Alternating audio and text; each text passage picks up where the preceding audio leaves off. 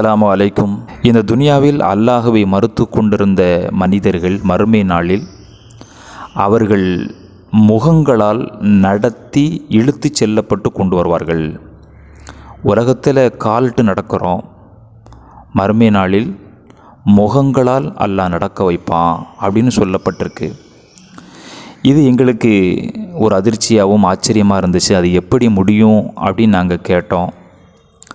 முகத்தால் எப்படி நடக்க வைக்க முடியும் அப்படின்னு கேட்கும்போது, காலால் நடக்க வைத்த அந்த அல்லாஹுவே அவர்களை முகத்தாலும் நடக்க வைப்பான் அப்படின்னு அந்த இடத்துக்கு விளக்கம் சொல்லப்பட்டிருக்கு.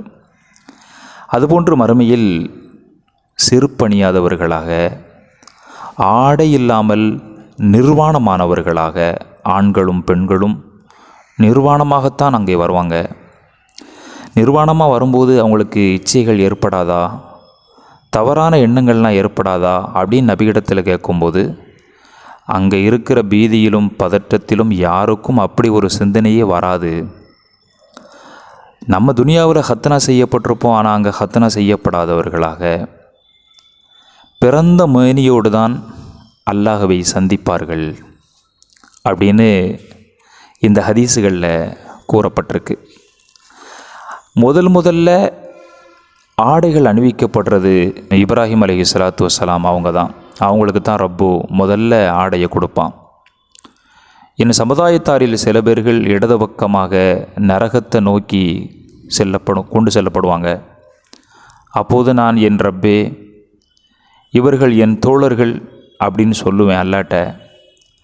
அல்லாஹ் சொல்லுவான், நபியே, நீங்கள் இறந்ததுக்கு பிறகு இவங்கள்லாம் அந்த மார்க்கத்தில் புதியதாக உள்நாட்டை ஒன்று உருவாக்கிக்கிட்டு இருந்தவங்க, அதனால் இவங்க இருக்க வேண்டிய இடம் நரகம்தான் அப்படின்னு அல்லாஹ் அங்கே தீர்ப்பு சொல்வான். நான் அவர்களோடு இருந்தவரை அவர்களை கண்காணிப்பவனாக இருந்தேன். எப்போ நீ என்னை திரும்ப அழைத்து கொண்டாயோ அப்போ நீ தான் அவர்களை கண்காணித்தாய் அப்படின்னு முஹம்மது ஸல்லல்லாஹு அலைஹி வஸல்லம் அவங்க சொல்லுவாங்கன்னு திருக்குர்ஆனில் 5வது சூறாவில் 117வது வசனமும் சொல்லுது.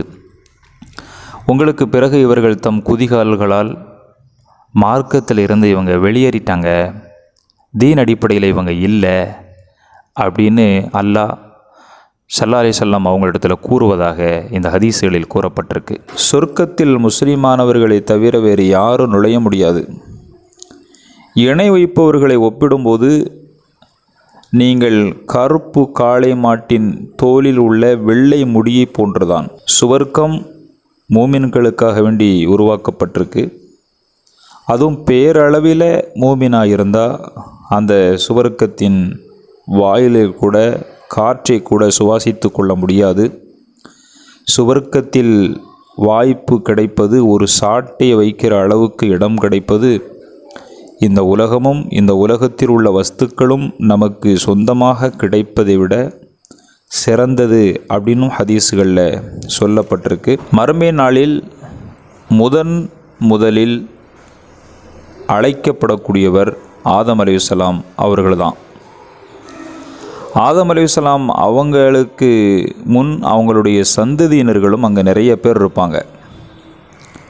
சந்ததிகளிடத்தில் இவர்கள் தான் உங்கள் தந்தை ஆதம் என்று அங்கே இருக்கிற மலக்குகள் அறிமுகம் செய்து வைப்பார்கள். உடனே ஆதம் அலைஹிஸ்ஸலாம் அவங்க ரப்பு கூப்பிட்டனுடைய அழைப்பை ஏற்று, இறைவா, நான் இங்கே இருக்கிறேன், உன் கட்டளைகளை ஏற்று செயல்படுத்த நான் இங்கே இருக்கேன் அப்படின்னு சொல்லுவாங்க. அப்போது ரப்பு உங்கள் சந்ததியினரில் நரகத்திற்கு செல்ல இருப்போரை நீங்கள் தனியாக பிரித்து விடுங்கள் அப்படின்னு சொல்லுவான். அதற்கு ஆதம் அலைஹிஸ்ஸலாம் அவங்க, ரப்பே, இவ்வளோ பேர் இருக்காங்க, எவ்வளோ பேரை நான் நரகத்துக்கு தனியாக பிரிக்கணும் அப்படின்னு கேட்பாங்க. அப்போ ரப்பு சொல்லுவான், இங்கே இருக்கிறவங்கள 100 பேரை தனியாக்குங்க. அந்த 100 பேர்லேருந்து 99 பேரை நீங்கள் தனியாக பிரியுங்கள். அந்த 99 பேர்களும் நரகத்திற்கு உரியவர்கள். உடனே மக்கள், அல்லாஹ்வின் தூதரே, எங்களில் ஒவ்வொரு 100 பேரிலும் 99 பேர் நரகத்திற்கென பிரித்து எடுக்கப்பட்டு விட்டால் சொர்க்கத்திற்கென யார்தான் போவா அப்படின்னு நாங்கள் நபியிடத்தில் கேட்டோம். அப்போ சுவர்க்கம் போகுவது எவ்வளவு பெரிய சிரமமான ஒன்று. 100 பேரை தனியாக எடுத்து அதில் ஒருத்தர் மட்டும்தான் சொர்க்கம் போக முடியும்னா இப்படி எவ்வளவு மக்கள் இருப்பார்கள். அந்த 100 நபர்களில் 99 நபர்களாக நாம் இருந்து விடக்கூடாது.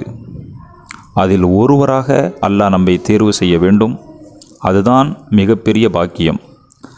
நமக்கு நிறைய நன்மைகள் இருந்தால் மட்டும் சொர்க்கம் போயிடலாம் நம்ம நினைக்கக்கூடாது. அல்லாஹினுடைய கருணை பார்வையும் அவன் மன்னிப்பும் அவன் ஆதரவும் நமக்கு வேண்டும்.